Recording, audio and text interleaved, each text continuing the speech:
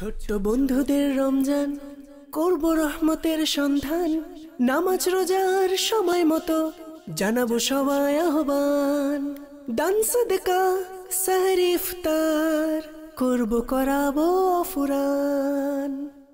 আলহামদুলিল্লাহি রাব্বিল আলামিন ওয়াসসালাতু ওয়াসসালামু আলা সাইয়্যিদিল মুরসালিন আম্মা বা'দ ফাআউযু বিল্লাহি মিনাশ শাইতানির রাজীম বিসমিল্লাহির রহমানির রহিম।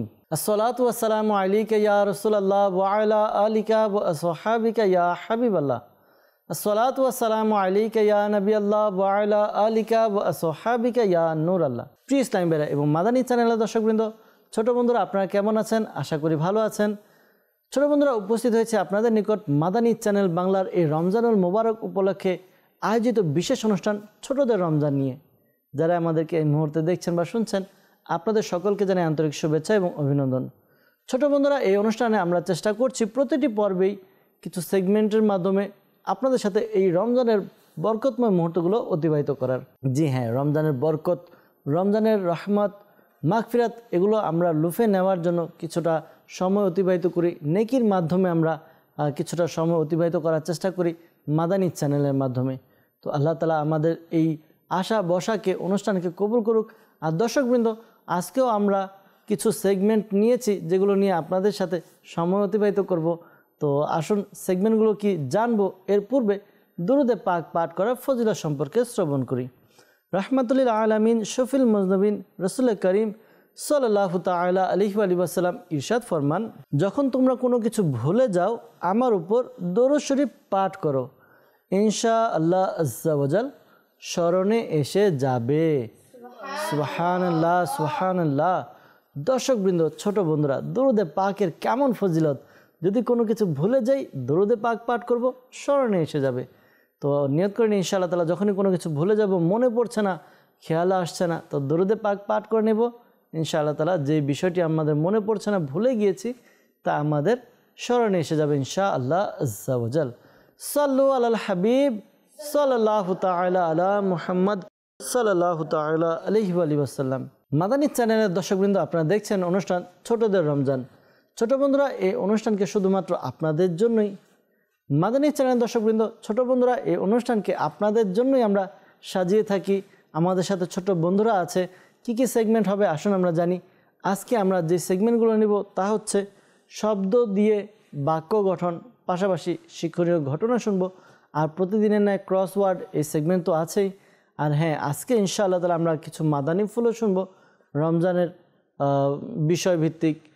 যেমনটি প্রতিটি পর্বে আমরা চেষ্টা করি কিছু না কিছু মাদানী ফুল শেখার জন্য, আজকেও শুনবো ইনশাআল্লাহ আজ্জা ওয়া জাল। আসুন আমরা শুরুতে আমরা কিছু মাদানী ফুল শুনি। মাদানী ফুল আমরা আজকে শুনবো ঈদ সম্পর্কে, ঈদ এবং চাঁদ রাত সম্পর্কে আমরা কিছু শুনবো, যে ঈদের কি ফজিলত, চাঁদ রাতের কি ফজিলত রয়েছে, এই সম্পর্কে কিছু মাদানী ফুল আমরা শ্রবণ করব। ছোট বন্ধুরা, নবী রহমত শফি উম্মত তাজেদারের রিসালাত সাল্লাল্লাহু আলাইহি ওয়াসাল্লাম রমজান শরীফের মোবারক মাস সম্পর্কে ইরশাদ করেছেন যে এ মাসের প্রথম 10 দিন রহমত, দ্বিতীয় 10 দিন মাগফিরাত এবং তৃতীয় 10 দিন হচ্ছে জাহান্নাম থেকে মুক্তি।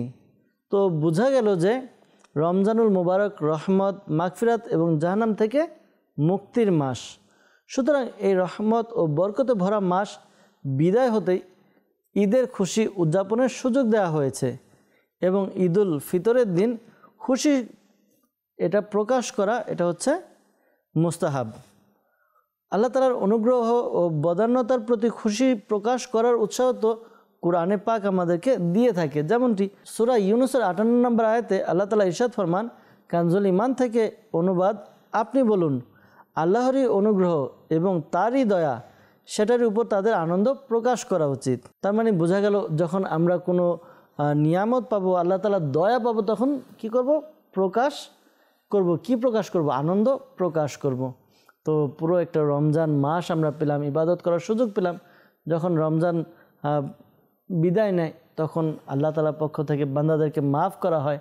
তো আল্লাহ তাআলার পক্ষ থেকে এটি একটি দয়া, এই জন্যই কী করা হয়? ঈদ উদযাপন করা হয়। এছাড়া চাঁদ রাত যখন আসে, এই চাঁদ রাতের অনেক ফজিলত রয়েছে। যেমন আমাদের প্রিয় নবী সাল্লাল্লাহু আলাইহি ওয়াসাল্লাম ইরশাদ করেন, যে ব্যক্তি উভয় ঈদের রাতে, উভয় ঈদ বলতে ঈদুল ফিতর এবং ঈদুল আজহা, এই ঈদের রাতে সব অর্জনের উদ্দেশ্যে কিয়াম করলো, অর্থাৎ রাত জেগে ইবাদত করলো, ওই দিন তার অন্তর মরবে না যেদিন মানুষের অন্তর মরে যাবে। অর্থাৎ মানুষ মারা গেলেও তার অন্তর মরবে না। কার জন্য? যে ঈদের রাতগুলো অর্থাৎ ঈদুল ফিতর এবং ঈদুল আজহার রাতে রাত জেগে ইবাদত করবে। অপর এক স্থানে হজরত সাইয়েদনা মুআজ বিন জাবাল রাদিয়াল্লাহু তাআলা আনহু থেকে বর্ণিত, তিনি বলেন, যে ব্যক্তি 5টি রাতে জাগ্রত থাকে তার জন্য জান্নাত ওয়াজিব হয়ে যায়। সুবহানাল্লাহ। 5টি রাত কোনটি? জিলহজ মাসের 8ম, 9ম এবং 10ম রাত। জিলহজ মাসের 8, 9 এবং 10 তারিখ রাত, এখানে 3 রাত গেল। চতুর্থ রাত হচ্ছে শাবানুল মুআজ্জমের 15, অর্থাৎ শবে বরাত। আরেকটি হচ্ছে ঈদুল ফিতরের রাত। ঈদুল ফিতরের রাত আমরা পেয়ে যাব। তো আমরা যদি এই রাতে ইবাদত করি তাহলে আমাদের জন্য জান্নাত ওয়াজিব হয়ে যাবে। তো আল্লাহ তাআলার কত বড় দয়া আমাদের উপর। আর বাস্তবিকই যখন ঈদ আসে তখন বান্দার জন্য পুরস্কার নিয়ে আসে। হযরত সাইয়েদনা আব্দুল্লাহ ইবনে আব্বাস রাদিয়াল্লাহু তাআলা আনহুমা এর একটি বর্ণনা এও রয়েছে, যখন ঈদুল ফিতরের মোবারক রাত আগমন করে তখন তাকে লাইলাতুল জায়েজা অর্থাৎ পুরস্কারের রাত বলে আহ্বান করা হয়। যখন ঈদের ভোর হয় তখন আল্লাহ তাআলা তার নিষ্পাপ ফেরেশতাদেরকে সমস্ত শহরে প্রেরণ করেন। সুতরাং ওই ফেরেশতারা পৃথিবীতে আগমন করে সকল গলি ও রাস্তার প্রান্তে দাঁড়িয়ে যায় এবং এই বলে আহ্বান করে, হে উম্মতে মুহাম্মদ সাল্লাল্লাহু আলাইহি ওয়াসাল্লাম, ওই দয়াময় রব তাআলার দরবারের দিকে চলো, যিনি অনেক বেশি দানশীল এবং বড় বড় গুনাহ ক্ষমাকারী। অতঃপর আল্লাহ তাআলা আপন বান্দাদেরকে এভাবে সম্বোধন করবেন, হে আমার বান্দারা, চাও কি চাওয়ার আছে? আমার সম্মান ও মহত্বের শপথ, আজকের দিনের অর্থাৎ ঈদের নামাজের সমাবেশে নিজেদের আখিরাত সম্পর্কে যা কিছু চাইবে তা পূরণ করব এবং যা কিছু দুনিয়া সম্পর্কে চাইবে তাতে তোমাদের মঙ্গলের দিকে লক্ষ্য করব। অর্থাৎ এই বিষয়ে তা করব যাতে তোমাদের মঙ্গল রয়েছে। আমার সম্মানের শপথ, যতক্ষণ পর্যন্ত তোমরা আমার প্রতি যত্নবান থাকবে আমিও তোমাদের ভুল ত্রুটিগুলো গোপন রাখব। আমার সম্মান ও মহত্বের শপথ, আমি তোমাদেরকে সীমালঙ্ঘনকারীদের অর্থাৎ পাপীদের সাথে অপমানিত করব না। ব্যাস নিজেদের ঘরের দিকে ক্ষমাপ্রাপ্ত হিসেবে ফিরে যাও। তোমরা আমাকে সন্তুষ্ট করেছ, আমিও তোমাদের উপর সন্তুষ্ট হয়ে গেছি। সুবহানাল্লাহ। তো ঈদের দিন মানুষদেরকে সাধারণ ক্ষমা করা হয়। তো এই কারণে সবাই ঈদ উদযাপন করি আমরা। তো ঈদের রাত্রে আমাদের কি করা উচিত আমরা আজকে ছোট বন্ধুরা জানতে পারলাম যে ঈদের রাতে আমরা কি করব আর ঈদের দিন কি করব। ইনশাআল্লাহ তাআলা এই বিষয়গুলো আমরা খেয়াল রাখবো, পাশাপাশি এই বিষয়গুলোর উপর আমরা আমল করার চেষ্টা করব ইনশাআল্লাহ আজ্জা ওয়া জাল। সাল্লু আলাল হাবিব সাল্লাল্লাহু তাআলা আলা মুহাম্মদ সাল্লাল্লাহু আলাইহি ওয়াসাল্লাম। ছোট বন্ধুরা, আমরা অগ্রসর হব আমাদের প্রথম সেগমেন্টের দিকে। আমাদের প্রথম সেগমেন্ট হচ্ছে শব্দ দিয়ে বাক্য গঠন। এই সেগমেন্টে আমরা আমাদের ডান পাশের এবং বাম পাশের ছোট বন্ধুদেরকে কিছু শব্দ দিব, যেই শব্দগুলো থেকে তারা বাক্য গঠন করবে। তো রেডি আপনারা? জি, প্রথমে ডান দিকের ইসলাম ভাইদের কাছে আমরা কিছু শব্দ বলবো, তারা আমাদেরকে শব্দ দিয়ে বাক্য তৈরি করে শোনাবে। ঠিক আছে? আপনাদের জন্য প্রথম যে শব্দ তা হচ্ছে রহমত। রহমত দিয়ে আপনারা একটি বাক্য তৈরি করে আমাদেরকে শোনাবেন। রমজানের প্রথম 10 দিন রহমতের। জি, রমজানের প্রথম দশক হচ্ছে রহমতের। মাশা আল্লাহ। জি, আরেকটি শব্দ আপনাদেরকে বলছি, দেখি আপনারা এই শব্দ দিয়ে আপনারা বাক্য তৈরি করতে পারেন কিনা। দয়া। দয়া দিয়ে একটি বাক্য গঠন করে আমাদেরকে শোনাবেন। যে ব্যক্তি মানুষের উপর দয়া করবেন আল্লাহ তাআলা তার উপর দয়া করবেন। যে ব্যক্তি মানুষের প্রতি দয়া করবে আল্লাহ তাআলা তার প্রতি দয়া করবেন। মাশাআল্লাহ, কত সুন্দর কথা। আমরা ইনশাআল্লাহ তাআলা দয়া করার চেষ্টা করব, দয়া করব ইনশাআল্লাহ তাআলা। আরেকটি শব্দ হচ্ছে ক্ষমা।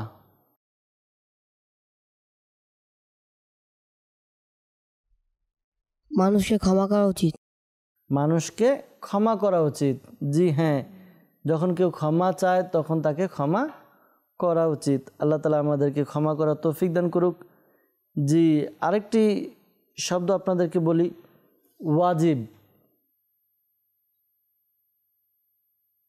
ওয়াজিব, ঈদের নামাজ আদায় করা ওয়াজিব।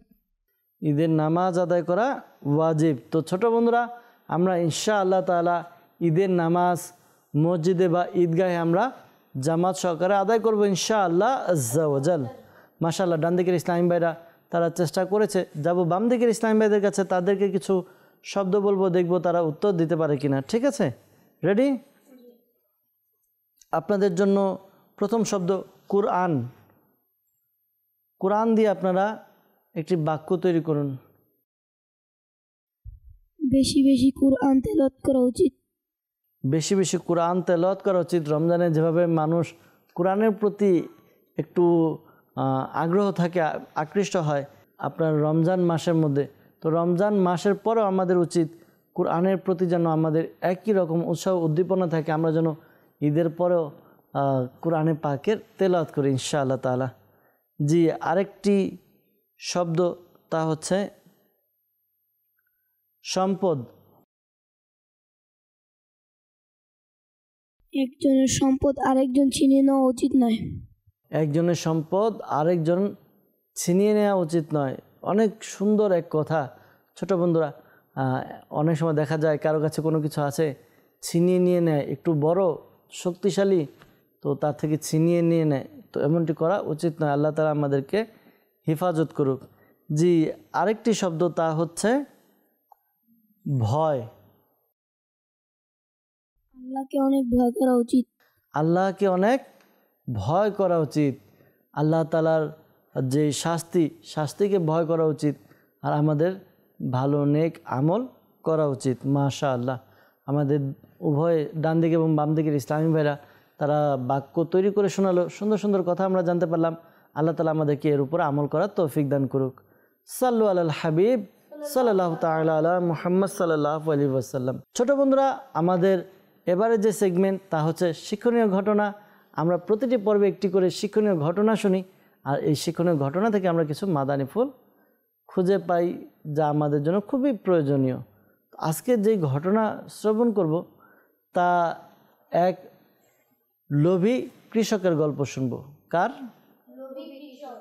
লোভী কৃষক। এক গ্রামে একজন কৃষক ছিল। সে গরিব ছিল, কিন্তু সে খুব লোভী ছিল। সে একবার বাজার থেকে একটি হাঁস কিনে আনলো। কি আনলো? হাঁস কিনে আনলো। সে ঘরের মধ্যে রাখলো। তো সে যখন ঘরে রাখলো, পরের দিন দেখলো হাঁস একটি ডিম দিয়েছে। কি? ডিমটি ছিল স্বর্ণের। কিসের? স্বর্ণের ডিম। সে যখন ডিম পেল, সে দেখলো আরে স্বর্ণের ডিম। সে কি করলো? সেটি রেখে দিল এবং সে বাজারে নিয়ে ওই স্বর্ণের ডিমটি বিক্রি করলো। বিক্রি করে সে অনেক টাকা পেল। তো পরের দিন সে আবার একটি ডিম পেল। সে আবার ডিম পেল, ওই ডিমটিও স্বর্ণের ছিল। সে তো খুব অবাক হয়ে গেল। সে তার স্ত্রীকে জানালো যে আমাদের হাঁস ডিম পাড়ে, ডিম দেয়, আর ডিমটি স্বর্ণের। তো কি হলো? এই স্বর্ণের ডিম পেয়ে কিছুদিনের মধ্যেই তাদের অবস্থা পরিবর্তন হয়ে গেল। সে ছিল গরিব, সে আস্তে আস্তে তাদের আর্থিক অবস্থা ভালো হয়ে গেল। তো একদিন সে এক চিন্তা করলো, আচ্ছা আমি তো প্রতিদিন একটি করে ডিম পাই, আর এই ডিম দিয়ে আমাদের যাবতীয় কাজ, আমরা যা যা কিনা দরকার তা কিনে নিই। এক কাজ করলে তো অনেক ভালো, আমি যদি হাঁসকে কেটে নেই, তাহলে এর পেটে যত ডিম আছে সব আমি একসাথে পেয়ে যাব, একসাথে পেয়ে বড় লোক হয়ে যাব। তো সে তার স্ত্রীর সাথে কথা বলল। স্ত্রী নিষেধ করলো যে না, দরকার নেই, যেভাবে আছে সেভাবে থাকুক। কিন্তু কৃষক ছিল লোভী। সে কি করলো? একদিন ওই হাঁসকে কেটে ফেললো। হাঁস কেটে নিয়ে তার পেট কাটলো, পেট কেটে দেখলো ছোট ছোট অনেক ডিম তো আছে কিন্তু কোনোটাই স্বর্ণের না। আপনারা দেখবেন যখন যেই হাঁস বা মুরগি ডিম দেয়, যখন তাদের পেট কাটা হয়, তাদেরকে জবাই করার পরে যখন পেট কাটা হয়, পেটের মধ্যে ছোট ছোট ডিম থাকে। তো এগুলো একেবারে পরিপূর্ণ ডিম হয় না, কিন্তু ডিমের মধ্যে থাকে। তো এই যে ভিতরে ডিম ছিল কিন্তু সেগুলো পরিপূর্ণ পায়নি, আর পরিপূর্ণতা না পাওয়ার কারণে ওই ডিমগুলো স্বর্ণের হয়নি। তখন তো কৃষকের মাথায় হাত, আয় হায় কী করলো, এতদিন তো প্রতিদিন একটি করে স্বর্ণের ডিম পেত, এখন তো হাঁস কেটে ফেলেছে, হাঁস কেটে ফেলার কারণে সে তো একটিও ডিম পেল না, এখন তো হাঁসও বেঁচে নেই যে পরবর্তীতে ডিম দেবে। তখন সে মাথায় হাত দিয়ে বসে গেল। এই যে আমরা ঘটনা শুনলাম লোভী কৃষকের, কৃষক লোভ করেছে, লোভ করার কারণে কি হয়েছে, সে লোভ করে অনেকগুলো একসাথে পেতে চেয়েছে, শেষে কিছুই পেল না। তো ঠিক তেমনি ছোট বন্ধুরা, লোভ মানুষকে ধ্বংসের দিকে নিয়ে যায়। যখন মানুষ লোভ করে, লোভ করার কারণে সে ভালো আর মন্দের দিকে তাকায় না, ভালো মন্দ বিচার করে না, সে লোভের বশবর্তী হয়ে অনেক নাজায়েজ কাজের মধ্যে লিপ্ত হয়ে যায়। তো আমাদের উচিত লোভ থেকে বেঁচে থাকা, বেঁচে থেকে আমাদের যেমন জীবন চলতেছে আল্লাহ তাআলার শুকরিয়া আদায় করা। যখন বান্দা শুকরিয়া আদায় করে, যতটুকুই বান্দা অর্জন করে শুকরিয়া আদায় করে, তো আল্লাহ তাআলা ওই বান্দার নিয়ামতকে বাড়িয়ে দেন। তো আমাদের উচিত আল্লাহ তাআলার শুকরিয়া যেন আমরা আদায় করি। সাল্লু আলাল হাবিব সাল্লাল্লাহু তাআলা আলা মুহাম্মদ সাল্লাল্লাহু তাআলা আলাইহি ওয়াসাল্লাম। আশা করি আপনারা ঘটনা মনোযোগ দিয়ে শুনেছেন। প্রশ্ন করব? জি, আপনাদের জন্য প্রশ্ন হচ্ছে যে আজকে আমরা কোন বিষয়ে ঘটনা শ্রবণ করেছি, কে বলতে পারবে? জি, আপনি বলুন। লোভী কৃষক। লোভী কৃষকের গল্প আমরা আজকে শুনেছি। কৃষক বাজার থেকে কি কিনে এনেছিল, কে বলতে পারবে? জি, রাকিব ভাই। কৃষক হাঁস কিনে এনেছিল। জি, কৃষক হাঁস কিনে এনেছিল। তো কে বলতে পারবে হাঁস কি করতো প্রতিদিন? জি, আপনি বলুন। হাঁস প্রতিদিন একটি করে সোনার ডিম দিত। জি, হাঁস প্রতিদিন একটি করে স্বর্ণের ডিম দিত।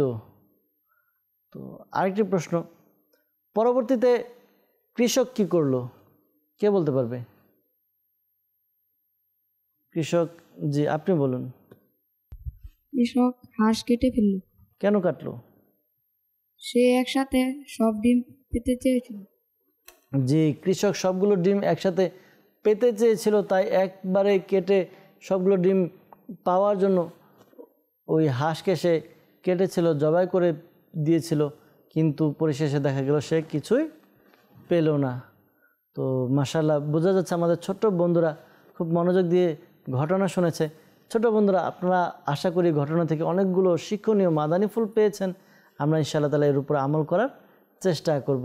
সাল্লু আলাল হাবিব সাল্লাল্লাহু তাআলা আলা মুহাম্মদ সাল্লাল্লাহু তাআলা আলাইহি ওয়াসাল্লাম। ছোট বন্ধুরা, আমাদের এবার যে সেগমেন্ট তা হচ্ছে ক্রস ওয়ার্ড। আমরা আমাদের ছোট বন্ধুদেরকে প্রতিদিন একটি করে কাগজ দিয়ে থাকি, কাগজের মধ্যে অনেকগুলো অক্ষর থাকে চিত্র আকারে। ওই অক্ষরগুলো দিয়ে কিছু শব্দ বানানো রয়েছে, শব্দগুলো আমাদের ছোট বন্ধুরা খুঁজে বের করবে। আর আশা করি এই শব্দগুলো আমাদের জন্য শিক্ষণীয়, তা থেকেও আমরা ইচ্ছা করলে অনেকগুলো শিক্ষণীয় মাদানী ফুল নিতে পারি। শব্দগুলো কি কি আমাদের ছোট বন্ধুরা খুঁজে বের করবে। দেখব একই শব্দ দেওয়া হবে, কোন ছোট বন্ধু আগে খুঁজে বের করতে পারে আমরা দেখব ইনশাআল্লাহ তাআলা। যারা আগে খুঁজে বের করবে তারা এই সেগমেন্টের বিজয়ী হবে। জি, একটি আপনাদের জন্য, আরেকটি আপনাদের জন্য। শব্দগুলো উপর থেকে নিচ পর্যন্ত হতে পারে সোজা সোজা, অথবা কোনাকুনি হতে পারে, অথবা আড়াআড়ি হতে পারে, আবার নিচে থেকে উপরেও হতে পারে। তো আপনারা খুব চিন্তা করে পরামর্শ করে খুঁজে বের করুন। আমাদের বাম দিকের ইসলামী ভাইরা একটি শব্দ খুঁজে বের করে নিয়েছে, দেখব আরেকটি শব্দ, দুইটি শব্দ রয়েছে, আরেকটি শব্দ দেখব তারা খুঁজে পায় কিনা।